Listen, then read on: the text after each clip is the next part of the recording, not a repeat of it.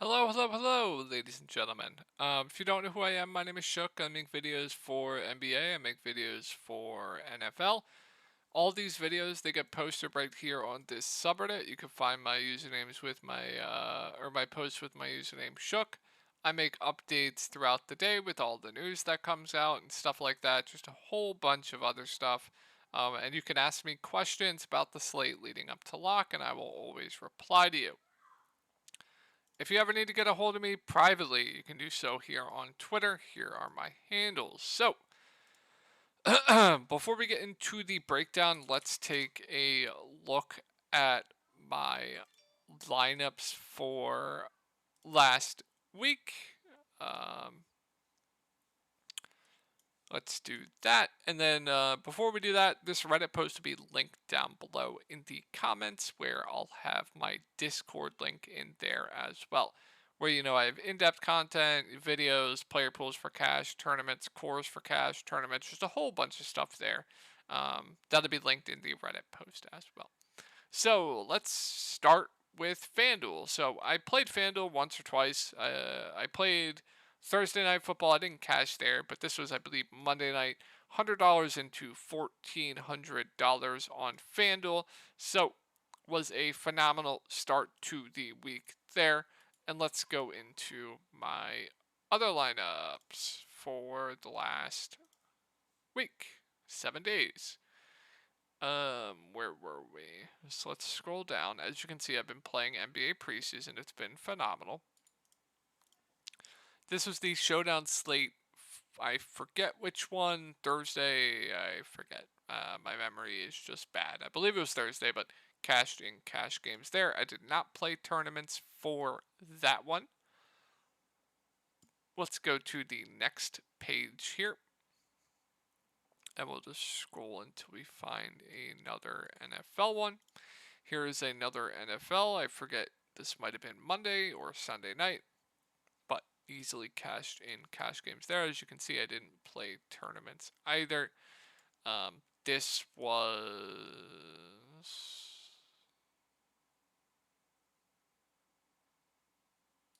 What was this?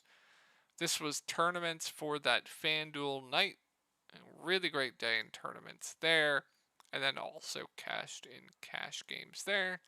And then we go to the next page where I didn't cash in the afternoon slate on Sunday, but I did cash on the main slate in cash games. And then I did some 150 max, where in tournaments, I can show you guys my tournament stuff where I lost a little bit. I put $50 into this, 135 back. As you can see, I trolled and I did 152 attack of a low lineups. My core was Tua, Tyreek, and Jalen Waddle. They all smashed, and I just did it for fun. I don't know why I did it. I just did it for fun, and it nuked. But I didn't have the right combos around them to make much money. Um, I was under the field on Mostert because I was way over the field on Tua, obviously. Um, so that hurt. But yeah, that was the look back for the entire week. Let's get into this 10 game slate for tomorrow on Sunday, the 22nd. A pretty bad slate here. But we will break it down. I'll just go game by game. I'll go over my favorite stacks while we're going over game by game, and I'll go over some cash game stuff, some optimal plays, and stuff like that while we are going team by team as well. And since all of the good games are in the 4 o'clock section, we'll go to the good games first and the less appealing games after. So, let's start with the Chargers. So I think the Chargers are going a bit underplayed this week, and the reason being is everyone's going to the Kansas City side of this game. So I'm pretty high on these Herbert stacks, although the Chiefs defense has been much better this year. This is one of the higher totals on the slate. I believe the highest total on the slate at 47.5. So you're getting a good game environment as far as totals go, and you're getting a much underplayed side compared to the Chiefs side of the ball. This side of the ball is going to be way more lower owned. So you're in the same game, and you're getting a less owned side of the team, and it's very Very, very easy to double stack Justin Herbert. Boom, boom, boom. I'm just using these guys. This is all I'm doing. You could play Gerald Everett. You could play Parham. Parham's a touchdown vulture. They'll basically only use him in the red zone. He kind of needs like a touchdown or two to have a ceiling game, which I don't love playing guys like that. Gerald Everett's been god awful, but he finally got into the end zone last week. I think these are just the guys that I would prefer to use in Herbert stacks. I think my favorite would be something like this. And then Eckler obviously is involved in the passing game a decent amount. I would definitely include him in your Herbert stacks if you want to, but this would be my preferred double for this. So you're getting a way lower owned side of a really good game, one of the best games on the slate, and you're just going to the lower owned side. I think it's pretty sharp way to go about it in tournaments. As far as cash game stuff, I think you can always consider Austin Eckler in a cash game setting, and then I think Keenan Allen you could always consider. And I think Palmer stands out to me, as one of the better value plays for cash games under the 5K range. So I'm definitely a fan of Palmer if you need the salary relief, and I'm not going to the tight ends in a cash game setting. So Patrick Mahomes is clearly the best stack on the week. And people with Patrick Mahomes don't like to double stack him because they are so scared of the low floors with all the other wide receivers because they do such a disgusting rotation. And Kelsey dominates the target market share, so you have a lot of guys with really low floors here, and people are just way too scared to play any of them. So what the field does is they single stack Mahomes because they don't want to deal with double stacking him. And I think that's I think that's a fish way of going about it. What you're doing by playing Mahomes doubles is one, you're unlocking ceiling. Two, you are already differentiating yourself from the field because too many people are scared of doing it. Um, so if you are playing Mahomes stacks, always double them. I think skinny stacking him is a fish way of thinking because you're too scared of the low floors with the wide receivers. Now, let's talk about the wide receivers. I think by far my favorite is going to be Rashee Rice. You have Watson out. They did sign McCole Hardman, but I don't think McCole Hardman's just going to run straight into that Watson role. I think it could help Rice. Rice's snaps, target market share has already been going up of late. Tony would be my second favorite. Not going to be on the field much, but he will dominate target market share when he is in running routes. And then the rest are just coin flips. MVS is the safest of the rest. He will be on the field a decent amount, but the floor is low. He still does have a ceiling if he does catch a long pass. So yeah, that's how I break down the wide receivers, and then I think Kelsey is a phenomenal play. As far as Opti cash stuff goes, I think Mahomes is great. If you have the money to pay up for him, by all means do so. I think Pacheco stands out as one of the best running back plays in the slate. They didn't really throw him the ball much last year, but they're starting to throw him the ball here. This year, he's getting a lot of opportunities as well and playing more snaps in a great spot against the Chargers. Overall, really good spot here for the Chiefs and the highest total game on the slate. So I would not consider Pacheco in my Mahomes stacks, but Pacheco as a standalone play I think looks really good. So this whole Chiefs team just looks phenomenal. As far as Jordan Love goes, I think you can stack him this week. It's not my favorite, but you got everyone back here. So you have Watson, who I think is a very strong play and too cheap at 5.6. You have Dobbs at 4.9, who I think is fine. Jaden Reed takes a hit with everyone back, but I think he's still playable. You have Musgrave at 3.3. That's too cheap. That's going to be a popular play. You have Aaron Jones, who I think is going under owned by the field. I don't know why no one's clicking on him up against Denver. So you have a lot of good standalone plays on this Green Bay team. You can double stack Loves if you want to. I don't mind it. As far as cash game stuff, I think Love is in play. I don't love Jones this week. I think Watson's in play. I think Dobbs is in play, and then Musgrave is going to be a pretty popular play. Don't love Russ stacks this week, so I'm probably going to pass on those. The running back situation here, they're kind of running a three-headed monster at the running back situation, so it's kind of hard for me to go to any of them. Wide receivers, meh. Tight end, meh. So Denver, a pretty unappealing team for me this week. I will say I think Russ is in play for cash games, but not one of my favorites. I think Watson at a similar price point is just the move there. Dobbs has been pretty good. 41 attempts, 32, 41 over the last 3 games. He's been pretty solid as well, and he has some really cheap options to throw the ball to. Wilson, or Brown, Wilson. You have Ertz, even though McBride's been a thing in the last 2 games. So I don't mind Dobbs stacks. I'm mainly looking at some one-offs here, though. Mainly Marquise Brown. I think Marquise Brown, we're never going to see him at this price point again. Again, you also have one of the higher totals on the slate. The slate total here is at 44.5. Good spot against Seattle as well. 10 targets, 3 of the last 3 games. Has only caught 4 in each of those last 2, but has gotten in the end zone 3 out of the first 6 weeks. Getting a ton of volume. I don't think we're ever going to see Marquise Brown at this price point again. I think he looks great. I absolutely love Marquise Brown this week. McBride's been a thing, so it hurts Ertz a little bit, but Ertz I think is still fine.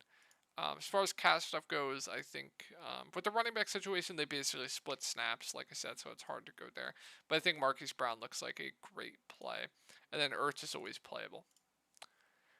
And then we have the Geno doubles. You guys know I always love Geno, and I absolutely love Geno this week in a great spot against Arizona. We'll monitor DK, but I always love just doing this. JSN gained a bunch of snaps last week. He played about 70% of the snaps. I think he's a solid value. The tight ends, not so much. And then you have Kenneth Walker at 7K with probably no Charbonnet, who stands out as a really good running back play up against Arizona. So a lot of really good plays here. That would be my favorite double stack there. And as far as cash games go, I think Geno's really strong. I think Ken Walker's really strong. I think Tyler Lockett's really strong. I'm not convinced on JSN yet, but I think he's in play. And this Seattle team is going to be very, very popular. Steelers basically a cross off for me. We're just going to skip right through them. Rams, you guys knew I was pretty high on Matthew Stafford doubles last week, and I'm pretty high on them again once this week. So you're not going to get Kupp at low ownership again. It's just not going to happen. He's going to be popular, but you're still paying up to be contrarian with Puka. He's still too expensive, which means nobody's going to play him, but 18 targets in 2 of the last 2 games with Cooper Kupp back. I still think he unlocks ceiling plus floor. You're just going to have to pay up for it, and I think there is plenty of value to do so. So I like it once again. It's going to be completely underplayed. Nobody's going to do it. So like that quite a bit again. As far as the running back situation goes, McVay is a complete liar. They saw Gaskin's on the player pool. I believe Henderson, I would have to check. I think is going to be available. But either way, they'll have at least 3. They have Royce, if not 4. We'll see on Henderson. I believe last thing I saw he got is going to play. I'm not entirely sure. But they're going to have at least 3. I would think it would be Evans.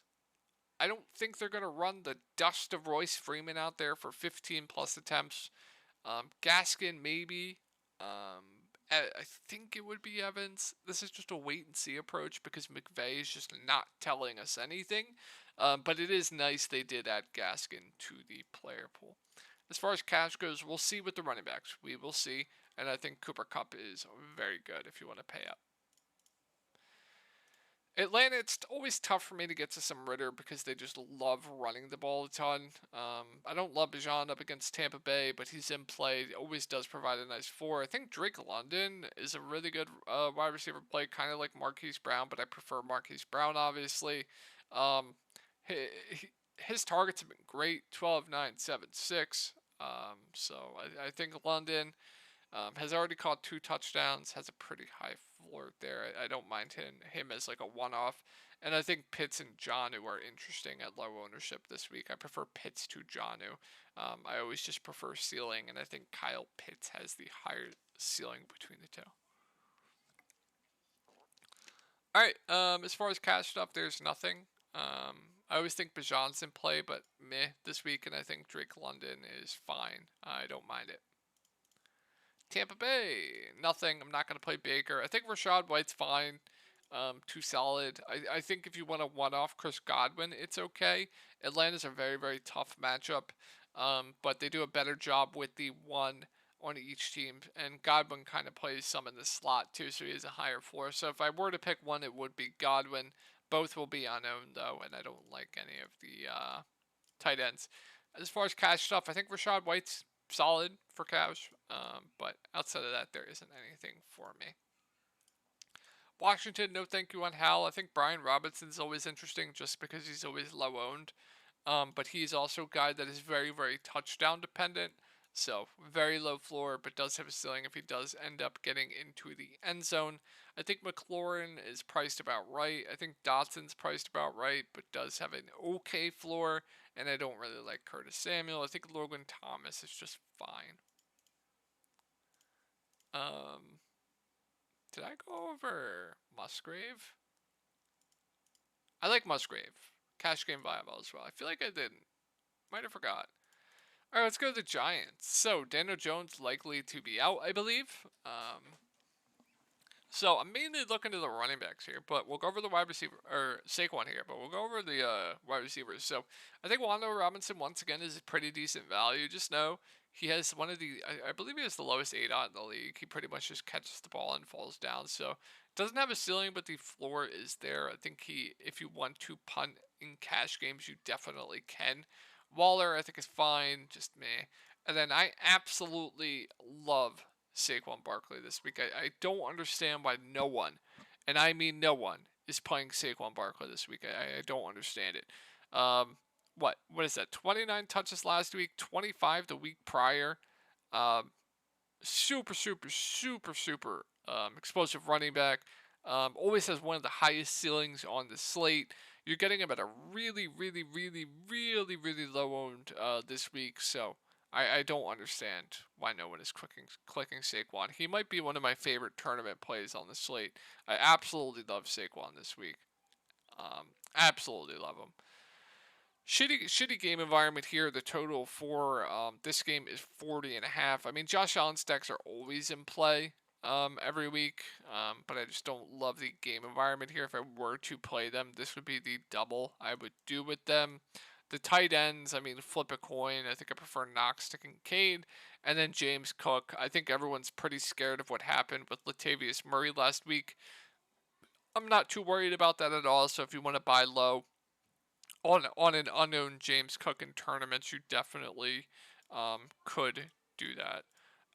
As far as cash stuff, there's just nothing for me. I don't think. Alrighty, let's move on to the Patriots. So not gonna play Mac. I think Ramondre is okay. Bourne, Parker, they're fine, safe plays at their price points, and I don't like the tight end. As far as cash stuff, there's nothing. You can always get to Ramondre. I think 5-6 is reasonable, but I don't love it. You can always get to a Bourne. I think Bourne's in play for cash if you need the salary, but I think I prefer like a Wan'Dale, right? Or just getting up to like Marquise Brown, or going to a Palmer, right, at a similar price point. But I think Bourne's in play. I like Watson doubles this week. Amari Cooper's been phenomenal. Elijah Moore at 4.2 is a reasonable price point for the amount of volume he is getting, and Joku's fine. I think Jerome Ford's going to be a popular play. He's involved in the passing game. Expectation of touches for him is around 15 plus. I think there are some pretty solid plays on this Browns team. Don't mind Watson doubles as well. Like I said, I think my preferred would be something like that. As far as cash stuff goes, I think Watson's really strong. Like Watson quite a bit at that price point. Jerome Ford, I think, is solid, and then I think Amari Cooper is solid, and I think Elijah Moore is in play. Um, Colts basically just a cross off for me. I think Josh Downs, I think, is a fine value. Not going to go to the tight ends, and I think cash stuff Downs is viable. Raiders. So Garoppolo's obviously out. Looks like it's going to be Hoyer at quarterback. What that does, you're going to have to downgrade all the pass game options. So Adams, Myers, Meyer. I think you can upgrade Jacobs in the game without Garoppolo. When AOC started, he had 11 targets, but just know AOC is notorious for throwing low, short A-dot passes. But I think they will be using Jacobs a lot more in a pretty good spot up against Chicago with those short dump offs with no Garoppolo. So I think Jacobs is great. And then I'm not going to be stacking whoever starts, if it's Hoyer or AOC. I would honestly prefer AOC to start. Because then you're going to get those short passes to pretty much everyone. Adams had, I believe, what, 13 targets with the AOC. Myers, did he play that game? Only had 4. But you saw that Jacobs just huge boost with AOC.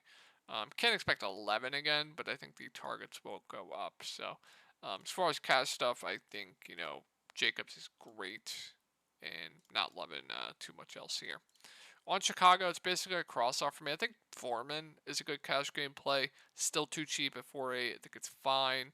I don't love any of the anything else there. And then another stack that I'm definitely interested in, and with David Montgomery out, they are going to have to throw the ball a decent amount here, whether that's to Gibbs, whether that's to Reynolds, whether that's to Amon-Ra St. Brown, whether that's to Laporta, but they're not going to be able to run the ball 30 times with David Montgomery. So I think golf stacks are interesting solely because David Montgomery is out. You have Amon-Ra St. Brown that's going to get a ton of volume. Um, Reynolds is fine. Laporta getting a ton of work in the red zone as well. Getting targets have been up and down, but yeah, if you want an unowned stack that I think is interesting, just because I think they're gonna have to throw the ball a ton, um, I think it's interesting, and I think you could include Gibbs in golf stacks, and then Baltimore cash game stuff. Gibbs I think is strong, but not going to be going to anyone else. Um, and then Baltimore's just a cross-off for me. So I hope this video helped you all out, and I will talk to y'all tomorrow.